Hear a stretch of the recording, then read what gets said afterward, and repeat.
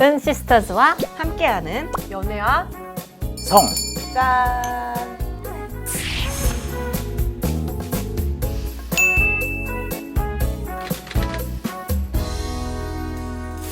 네, 안녕하세요. 저는 신사역의 뉴라인 여성 클리닉에서 일하고 있는 정선화 원장입니다. 안녕하세요. 저는 종로 타워 비뇨기과 윤동희 원장입니다. 반갑습니다. 오늘 이렇게 산부인과 선생님하고 비뇨의학과 선생님 이렇게 두 분을 모신 이유가 있습니다. 오늘 사연이 조금 민감한데요. 어떤 사연이죠, 고은비님? 아마 학문 선교에 대한 약간 판타지가 있는 분들이 간혹 계실 거예요. 그래서 오늘 사연은 학문 선교를 하자고 하는 남자친구를 둔 여성분의 사연이 저희한테 들어왔어요. 한번 그 사연 들어볼까요? 안녕하세요. 먼저 연애와성 잘 보고 있다고 전하고 싶어요. 저는 32살 여자고 오래 사귄 남자친구가 있어요. 대학교 때부터 만나서 벌써 사귄 지는 10년이 넘었고요. 이 사람과 결혼도 할 생각입니다. 제 고민은 요즘 부쩍 남자친구가 학문 선교를 시도하려고 하고 한번 해보면 어떠냐는 식으로 은근하게 물어본다는 것입니다. 지금까지 전혀 변태적인 부분은 없었던 사람이라 좀 당황스러워요. 학문 선교가 흔하게 하는 일반적인 성행위는 아니잖아요? 워낙 관계도 오래되고 해서 새로운 걸 시도하고 싶어 하는 건가? 하고 이해해보려고 하지만 전 정말 하고 싶지도 않고 이해도 안 갑니다. 사실 양지에서 학문 섹스에 대한 정보를 접한 적이 없어서 정보가 정모하긴 하지만 왠지 건강에 좋지 않을 것 같아요. 나는 넣을 것도 없는데 이 쌍놈 새끼. 저는 아프고 괴롭고 지만 좋은 걸 왜 하자고 하는지 모르겠습니다. 학문 섹스에 대한 의학적인 정보를 얻고 싶어요, 선생님. 선생님 있잖아요. 그러면 학문 선교 하면 막 변실금이 생긴다, 성병이 더 잘 걸린다 그런 얘기 있잖아요. 네.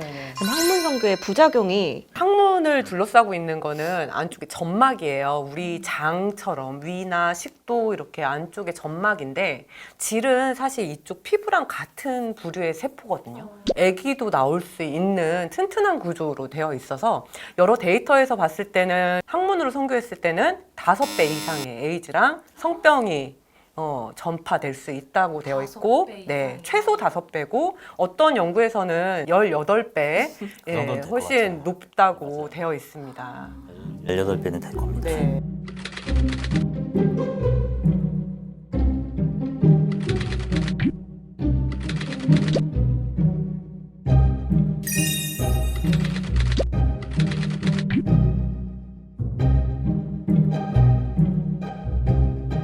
이제 성병에 대해서 하나 말을 하자면요. 많이 보는 거 아마 학문외과나 비뇨의학과에서 많이 보는 경우가 콘딜로마, 성기 사마귀가 항문 쪽에 생겨서 오는 경우는 꽤 많이 있어요. 그거는 이제 성병에 걸린 사람하고 해서 걸리는 거니까 네. 10년 동안 그 신뢰를 통해서 만난 사람이라 그러면 그쪽에서는 좀 자유로울 확률이 많긴 하겠죠. 걸린 상태가 아니다. 다른 데서 성병이 안 나왔으면 그렇죠. 그렇죠. 네. 변실금 좀 걱정하시는 분들도 계실 것 같은데 어느 정도의 이게 괄약근이 원래대로 돌아오고자 하는 회복력은 있어요. 그런데 이게 계속 그런 자극을 받아서 손상을 받은 괄약근의 경우에서는 가만히 있어도 나의 의지와는 상관없이 뭔가 점액질이라든가 아니면 뭐 물 같은 그런 변 같은 게 그냥 나올 수 있게 되고, 이것도 결국에는 항문 성교가 변실금의 더 위험 요소기 때문에 변실금이 있는 환자를 만났을 때는 의사들이 항상 섹슈얼 비헤이비어, 그러니까 뭔가 성행위에 대한, 성행동에 대한 조사를 같이 해라라는 권고도 있습니다. 그 손병호 게임이라고 아세요, 선생님? 아니, 말해보세요. 아는 게 별로 없어서. 실게임인데 예를 들어서 뭐 안경 쓴 사람 접어 이런 것도 있고 그러면 여기서 다 접히면 지는 거예요. 네, 그래서 저는 그 미국에도 똑같은 게 있어요. 뭐 never have I ever라고 있는데 거기서 이제 뭐 술 게임이니까 뭐 여자친구 있으면 접어. 저희는 뭐 이렇게 귀엽게 하는데 미국에서는 학문 섹스 안 했으면 접어. 그 정도로 거기는 진짜 많이들 하는 것 같더라고요. 여러 가지 이유는 있더라고요. 학문 선교를 왜 하는가에 대한 그런 행동학적인 연구를 한 논문들이 꽤 많이 있었어요. 사실 이제 미국 데이터에서는 가장 흔한 거는 상대가 원하는 경우에서 그냥 내가 받아주는 경우. 그 다음에 비슷하게 이제 높게 나온 거는 약이라든가 알코올과 같은 그런 뭔가 마약을 한 것 같은 하이 상태에서 내가 뭔가 금기에 대한 거부감이 좀 적은 상태에서 시행되는 경우가 가장 많이 그렇게 두 가지가 많았습니다. 그러면은 환자 사례도 보신 적 없어요? 있지요. 저는 제가 온 경우는 이제 남성 환자들이 왔을 때 대체적으로 항문 성교를 한 다음에 피부에 트러블이 생겨가지고 온 경우. 피부에 트러블. 그러니까 말하자면 콘돔을 안 끼고 한 것 같아요. 대장과 항문은 그 세균의 보고예요. 세균이 엄청나게 많이 탑재가 되어 있기 때문에 그냥 했을 때 피부염 같은 게 많이 생길 수가 있어요. 이제 저도 한 케이스를 겪어봤는데 이제 제가 전공의 때였던 것 같아요. 근데 그때 이제 응급실에서 전화가 와가지고 산부인과를 걸었어요. 해가지고 갔는데 이제는 여성 환자분이셨고 그때 이제 항문에 오이가 삽입이 돼서 오이요? 네, 오이가 삽입이 돼서 안 빠진다. 오이가 근데 잘 보면 돌기가 있어요. 그래서 이제 남편이 시도를 하다가 아예 쏙 들어가 버린 거예요. 그래서 이제 저희는 계속 어찌됐든 환자를 팔로우업을 계속 했는데 그 오이를 내시경으로 계속 빼려고 시도를 했으나 안 돼서 결국 수술로 제거했습니다. 마음을 드러내. 진짜요? 아니 거기다 오이를 도대체 왜 넣은 거예요? 아니 제가 이제 오늘 주제가 학문 성교잖아요. 그래가지고 너무 잘 모르면 안 될 것 같아가지고 유튜브에다가 이제 오랄 섹스라고 검색을 했더니 포르노 배우들이 인터뷰를 한 영상이 있더라고요. 같은 거 보셨군요. 몇 가지 버전이 있는데 네, 저 한 3가지 정도 봤습니다. 네. 근데 거길 보니까 진짜 하다가 중간에 변이 나왔다고 그런 맞아요. 이야기도 네. 있는데 항문 성교를 만약에 우리가 하기로 이제 생각을 서로 한다 그러면 이게 10계명이 생각할 수 있을 것 같아요. 10계명. 하나하나 말해주세요. 하나하나 말해봐도 될까요? 뭐 네. 나중에 편집하세요. 자, 첫 번째는 이제 아까 말했듯이 동의. 순서대로 우리가 한번 보죠. 동의를 충분히 해야 되고 두 번째로는 동의의 이제 심화 과정이죠. 서로 이제 상의를 하는 거예요. 잘 얘기를 하고 세 번째로는 항문 성교는 아까 말씀드렸듯이 성병 가능성이 많기 때문에 성전파성 감염에 대해서 다시 한번 리체크를 하는 거죠. HIV나 여러 가지 그 임질이라든가 클라미디아 이런 타 감염될 수 있거든요. 거기에 대해서 한번 싹 리체크를 해서 시작을 하고 그 다음번에는 이제 우리가 윤활제가 꼭 필요해요. 질에서는 흥분이 되면 자연적으로 윤활제가 나오지만 항문은 윤활이 안 됩니다. 절대 안 되기 때문에 윤활제를 대용량으로 이렇게 펌핑되는 거를 준비를 해놓고 그리고 그 다음번에는 콘돔을 써야죠. 콘돔. 필수죠. 네, 필수죠. 진짜 성병 예방을 위해 꼭 준비를 해야 되고 그 다음번 필수죠. 이게 몇 번째죠? 4번째 될 거예요. 그 다음번 더 된 것 같아요. 그 다음에는 관장을 할 수 있고 관장을 꼭 하지 않아도 될 수는 있는데 변이가 있으면 안 되겠죠. 그러면 항문에다가 뭐가 들어가면 그거 자체가 장운동을 활발화시켜가지고 대변을 싸게 되거든요.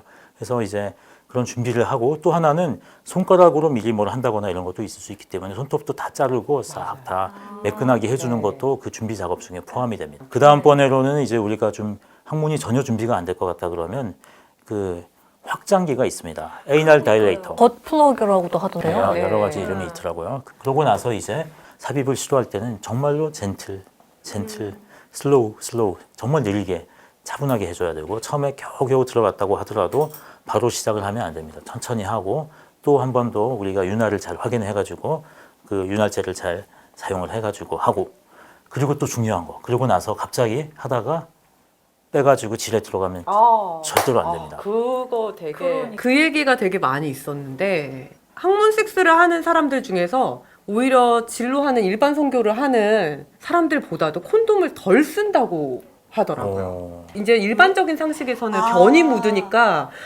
이게 절대 콘돔을 써야 될 것 같은데 아시겠죠? 저는 이유 알 것 같아요. 항문으로 하면 그렇죠. 임신의 위험성이 없다. 그렇죠. 그래서 우리가 이제 항문 섹스를 하는 이유 중에 하나가 임신에 대한 걱정을 안 하고 싶어서도 있었습니다. 네, 콘돔을 한 저는 20-30%에서 덜 쓴다고.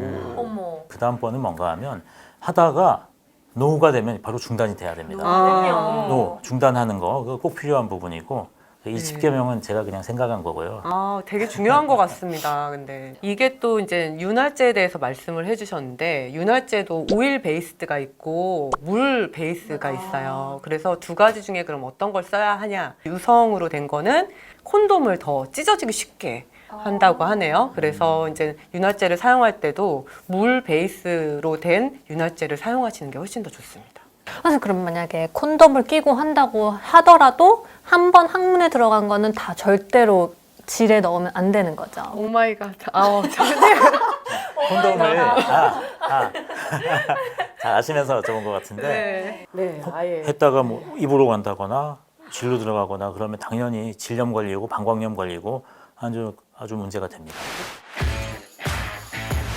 그러면 지금 이 사연을 주신 분한테 어떤 말씀을 해주시고 싶으세요? 우선 정말로 진지하게 자신한테 한번 물어봤으면 좋겠어요. 이게 진짜 나도 원하느냐. 그러니까 단순히 이제 그치 상대방을 사랑하고 이래서라는 합리화로 시도를 하지는 않았으면 좋겠고 그냥 개인적인 마음으로는 저는 학문 선교를 반대하는 입장이기 때문에 정말 아까 말씀하신 것처럼 장소를 좀 더 바꿔본다든가 아니면 체위라든가 차라리 코스튬을 한다든가 그런 말씀을 전해주고 싶어요. 저도요. 난 사연분의 오빠다, 친오빠다. 친오빠다. 남자친구한테. 친오빠면 안 될 것 같아. 당장 헤어져야지. 당장 헤어져야지. 일단은 그건 아니고 당장 헤어지는 그 포인트는 아니라고 생각해요. 일단은 조심스럽게 한다면 모든 거 지켜야죠. 콘돔 100% 써야 되고 그리고 그다음 여러 가지를 철저하게 지키고 공부를 하고 이게 또 다 공부가 필요한 거예요. 무식하게 해서는 상처만 남습니다. 그런 생각을 하고 진행을 한다면 할 수 있겠지만 결론은 학문은 입구가 아니고 출구다. 그거를 이제 저는 생각은 하고 싶네요. 네. 오늘 이렇게 두 분 선생님을 모시고 학문선교에 대해서 좀 딥하게 얘기를 나눠보았는데요. 결국 이제 학문선교는 쾌감에 비해서 돌아오는 페널티도 크다. 그리고 10계명 잘 기억을 해주시길 바랄게요, 여러분. 섹시하고 안전하게 연애하세요, 여러분. 짠! 짠!